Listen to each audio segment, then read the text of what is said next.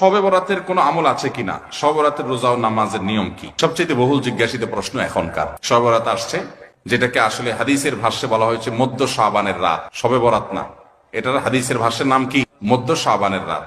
এই মধ্য শাবানের রাত বা মধ্য শাবানের রজনী, এই রাতে যেটাকে আমরা শবে বরাত বলি, এই রাতের নামাজের নিয়ম কয় রাকাত পড়তে হবে, কোন রাকাতে কোন সূরা কতবার পড়তে হবে, এটা বহুল জিজ্ঞাসিত একটা প্রশ্ন। এবং এ ব্যাপারে আমরা অনেকে জানি যে শবে বরাতের রাকা নামাজে এত রাকাত পড়তে হবে, সেখানে সূরা কুল হুয়াল্লাহ, ইখলাস এতবার পড়তে হবে, ইত্যাদি ইত্যাদি। লাইলাতুল কদর ছাড়া অন্য যে সমস্ত রাতের ফজিলত আছে, এর মধ্যে 10টা রাতের কথা আল্লাহ তাআলা শপথ করেছেন, ওয়াল ফাজরি ওয়া লায়ালিন আশর। সে 10টা রাত হলো জিলহজের প্রথম দশক। খবর নেই আমাদের দেশে মানুষের যে রাতগুলোর শপথ আল্লাহ কোরআনে করছেন, কত ফজিলতপূর্ণ, কিন্তু জিলহজের প্রথম দশকের রাতের কোন বিশেষ ফজিলতের কথা আমরা কয়জনে জানি? যাই হোক, মধ্য শাবান রজনীর কথা আমরা বেশি জানি, শুধু না সবচেয়ে বেশি আমরা এ রাতে ইবাদতের চেষ্টা করি। সবচেয়ে বেশি চেষ্টা তো হওয়া উচিত হলো লাইলাতুল কদরে। এর পাশাপাশি যদি কেউ মধ্য শাবান রাতে আল্লাহ তাআলার ক্ষমা লাভের চেষ্টা করে, সেটা দর্শনীয় না, সেটা জায়েজ। এই রাতের এতটুকু ফজিলত অবশ্যই প্রমাণিত যে আল্লাহ রাব্বুল আলামিন এই রাতে হিংসুক ছাড়া, মুশরিক ছাড়া বাকি মানুষগুলোকে সাধারণ ক্ষমা ঘোষণা করেন। অতএব এই রাতের একেবারে কোনোই ফজিলত নেই, ব্যাপারটা সেরকম না।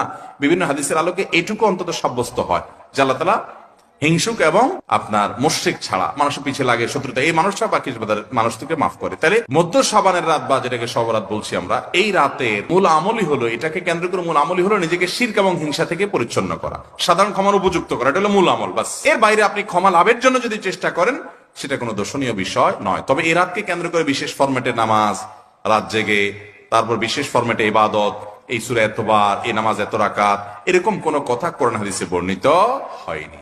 এগুলো আমরা মনগড়া বানিয়ে নিয়েছি। এবং যদি এরকম কোন ফরম্যাট আমরা ঠিক করে নিয়ে সেভাবে ইবাদত করাটাকে আমরা এ রাতের আমল, শরিয়া সিদ্ধ আমল মনে করি বা সুন্নাহ আমল মনে করি বা কোন নির্দিষ্ট আমল মনে করি, তাহলে বেদাতে পর্যবেসিত হবে। অতএব বাড়াবাড়ি এবং ছাড়াছাড়ি এই দুইটাই আমাদেরকে পরিহার করতে হবে। যতটুকু আছে ততটুকু আমরা আমল করব এবং এসে আমল অনুযায়ী আমরা চলার চেষ্টা করব। শবে বরাতে সবচেয়ে বেশি মানুষ মসজিদে কেন ভিড় জমায় বলেন তো?